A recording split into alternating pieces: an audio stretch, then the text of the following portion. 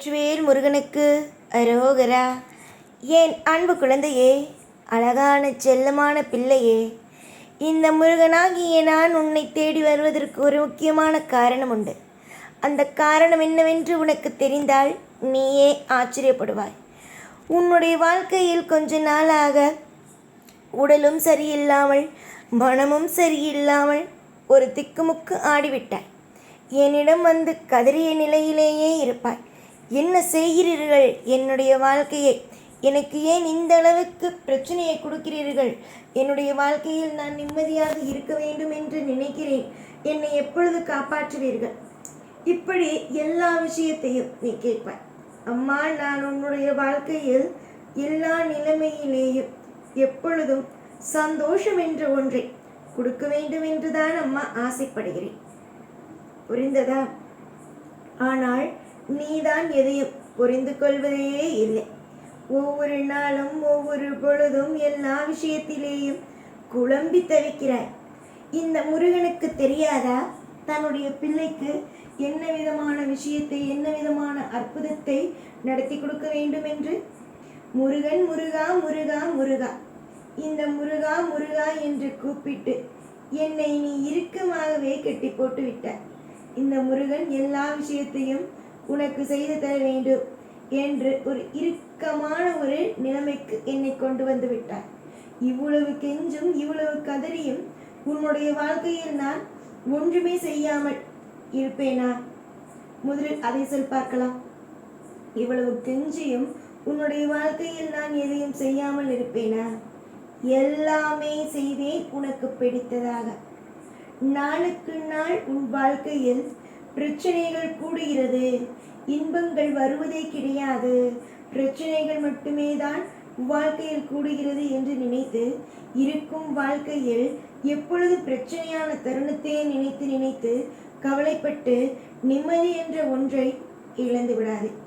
நிம்மதி என்ற ஒன்று இன்று மட்டுமல்ல என்றும் உனக்கு கிடைக்கும். நிம்மதி என்ற ஒன்று இன்று மட்டுமல்ல என்றும் உன் வாழ்வில் கிடைக்கும். பொறுப்பான பிள்ளையாக இருக்கும் உனக்கு நான் எப்படி துரோகம் என்ற ஒன்றை செய்ய அனுமதி கொடுப்பேன்?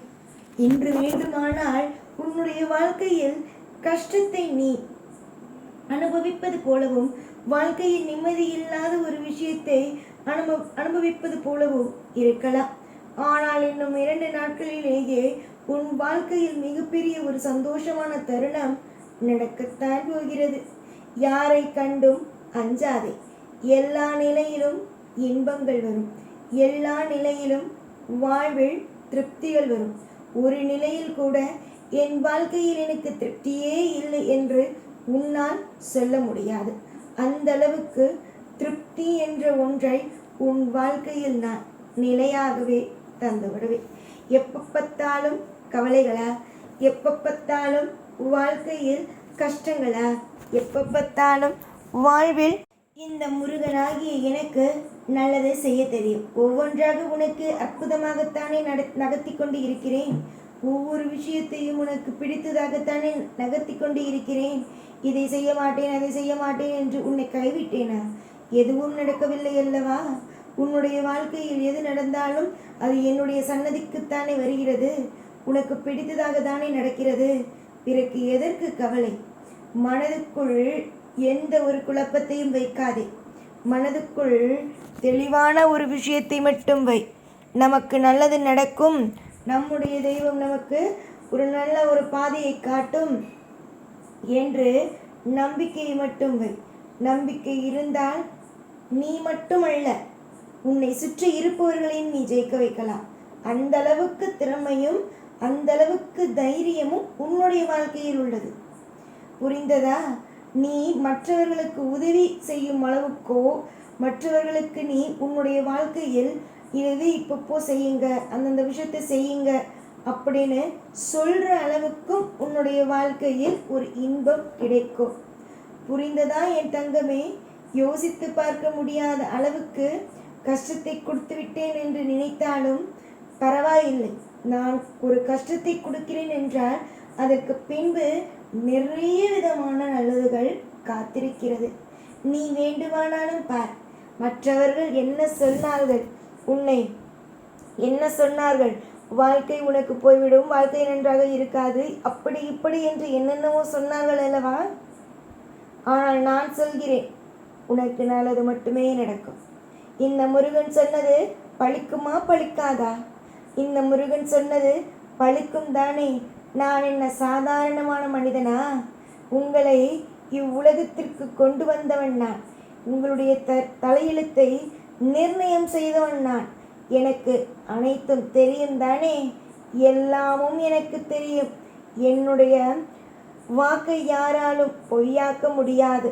உனக்கும் சரி, உன்னுடைய குடும்பத்தில் இருப்பவர்களுக்கும் சரி, என்னால் நிறைய நிறைய நல்லதுகள் நடக்க வேண்டியது இருக்கிறது. அதனால் நீங்கள் நம்பிக்கையோடு இருங்கள்.